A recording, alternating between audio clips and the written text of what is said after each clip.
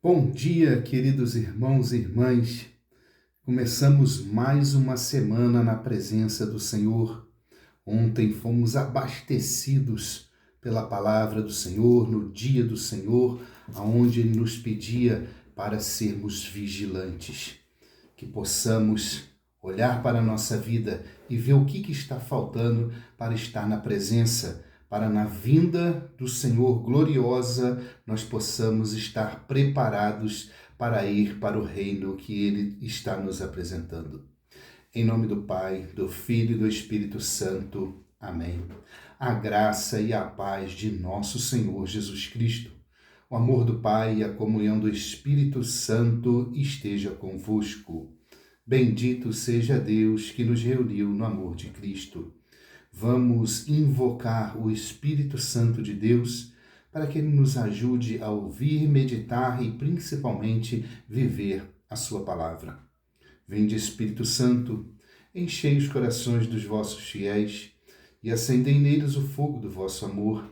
Enviai o vosso Espírito e tudo será criado e renovareis a face da terra. Oremos. Ó Deus, que instruístes os corações dos vossos fiéis com a luz do Espírito Santo, fazei que apreciemos retamente todas as coisas segundo o mesmo Espírito e gozemos sempre da sua consolação, por Cristo Senhor nosso. Amém. O Senhor esteja convosco, Ele está no meio de nós. Proclamação do Evangelho de Jesus Cristo, segundo Mateus. Glória a vós, Senhor. Naquele tempo, quando Jesus e os seus discípulos estavam reunidos na Galiléia, ele lhes disse: O Filho do Homem vai ser entregue nas mãos dos homens. Eles o matarão, mas no terceiro dia ele ressuscitará. E os discípulos ficaram muito tristes.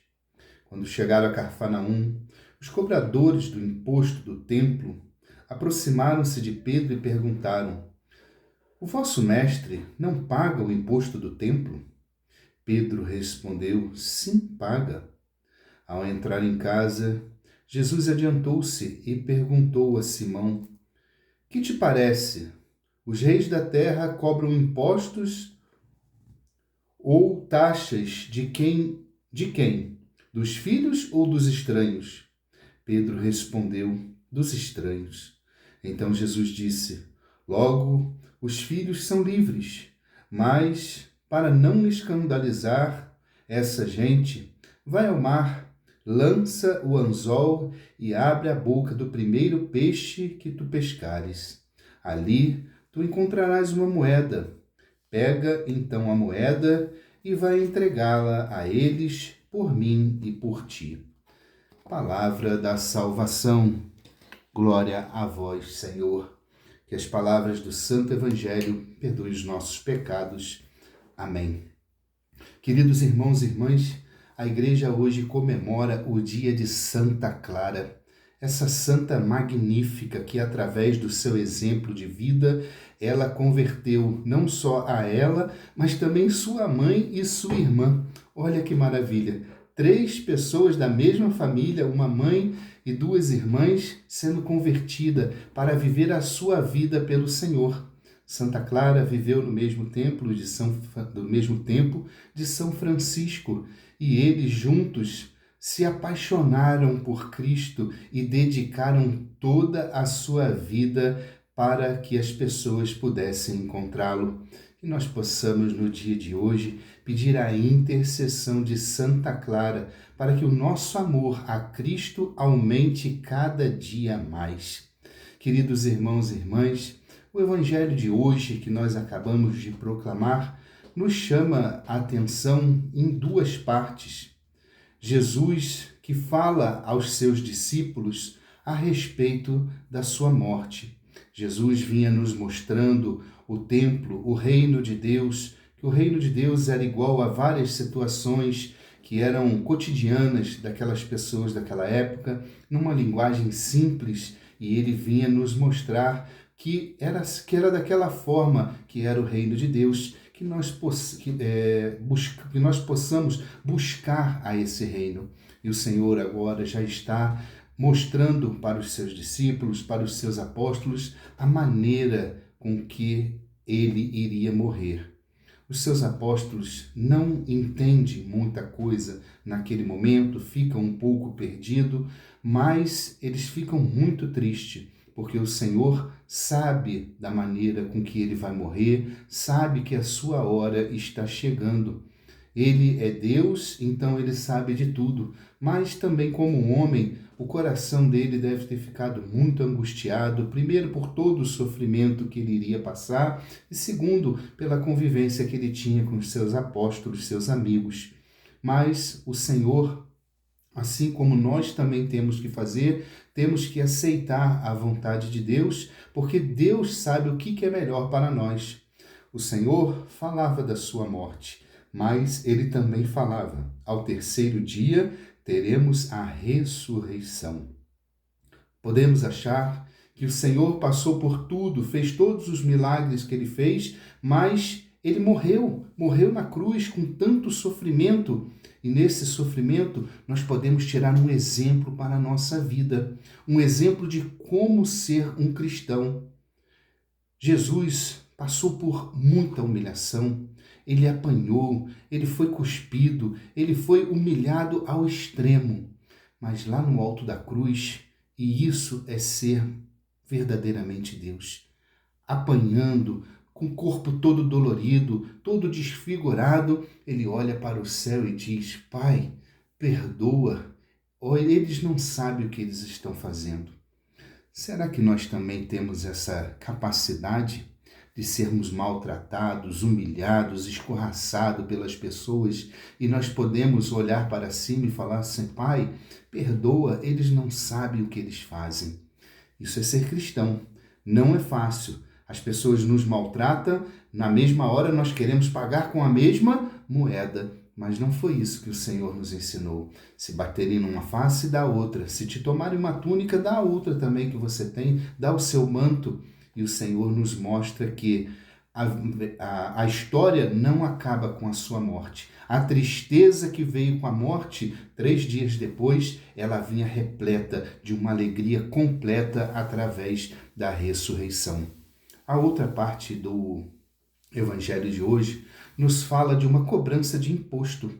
Existia a cobrança do imposto de César e a cobrança do imposto do templo, que é o que nos fala a palavra de Deus.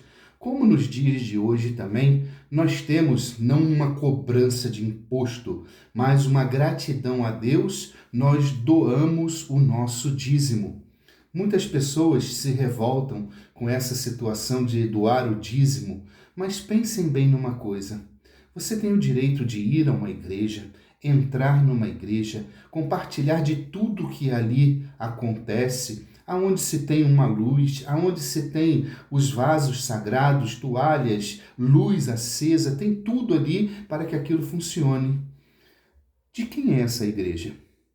Quem é o responsável por ela estar daquela maneira? Quem é o dono da igreja? É claro, o dono do templo é Deus, mas ele pertence a cada um de nós, que também somos responsáveis pela parte financeira daquilo que está acontecendo ali. Se tem uma luz acesa, alguém tem que pagar.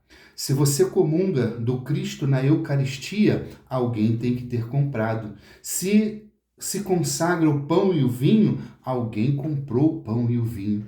Então que nós possamos, através desse Evangelho, tirar vários ensinamentos. Primeiro, a história de Deus, a história da humanidade não acaba com a morte, mas sim com a ressurreição. Ela acaba, a história quando estamos junto de Deus, ela sempre acaba com a alegria do Cristo vivo e ressuscitado. E a outra parte do Evangelho que nos chama para ter um compromisso de fazer a doação do nosso dízimo. Se cada um der um pouquinho, tudo ali vai funcionar da melhor forma possível. Além da reforma, além da construção do templo, nós também nos preocupamos com aqueles que nada têm, às vezes para comer, às vezes para vestir, às vezes para dar para os seus filhos. Então, a igreja também é participante dessa parte social, dessa parte de caridade para com as pessoas que pouco têm. Então, que nós possamos fazer o nosso exame de consciência para ver se nós também não somos responsáveis por tudo que ali acontece. Que Santa Clara interceda por nós, nos iluminando a nossa vida, a nossa mente, o nosso coração para a palavra de Deus. Louvado seja o nosso Senhor Jesus Cristo, para sempre seja louvado. Façamos as nossas orações. Pai nosso que estais nos céus, santificado seja o vosso nome. Venha a nós o vosso reino, seja feita a vossa vontade, assim na terra como no céu. O pão nosso de cada dia nos dai hoje, perdoai-nos as nossas ofensas, assim como nós perdoamos a quem nos tem ofendido, e não nos deixeis cair em tentação, mas livrai-nos do mal. Amém. Ave Maria, cheia de graça, o Senhor é convosco. Bendita sois vós entre as mulheres, e bendito é o fruto do vosso ventre, Jesus. Santa Maria, Mãe de Deus, rogai por nós, pecadores, agora e na hora de nossa morte. Amém. Glória ao Pai, ao Filho e ao Espírito Santo, como era no princípio, agora e sempre. Amém. Senhor, eu creio, mas aumentai a minha fé. Vamos fazer a reflexão de nosso querido Papa Francisco para o dia de hoje. Entorpecer-nos diante da realidade. O amor hoje nos convida a olhar a longo prazo, preocupando-se com as gerações vindouras e sem deixar-lhes um legado de solução fáceis. Ele nos convida a seguir em frente, sem nos entorpecermos diante da realidade, sem ser como avestruzes, enterrando sua cabeça na areia em face de falhas e erros. O amor nos convida a aceitar que, em nossa própria fraqueza, está todo o potencial necessário para reconstruir as nossas vidas, para nos reconciliar com o outro e crescer. Quais falhas e erros você precisa encarar? Onde Deus está lhe pedindo para crescer? Que nós possamos, no íntimo do nosso coração, responder a essas perguntas que fica na reflexão de hoje. Uma boa semana a todos. O Senhor esteja convosco, Ele está no meio de nós. Pela intercessão da bem-aventurada e sempre Virgem Maria, abençoe-vos o Deus rico em bondade e misericórdia, esse Deus que é Pai, Filho e Espírito Santo. Amém. Fiquem na paz do Senhor.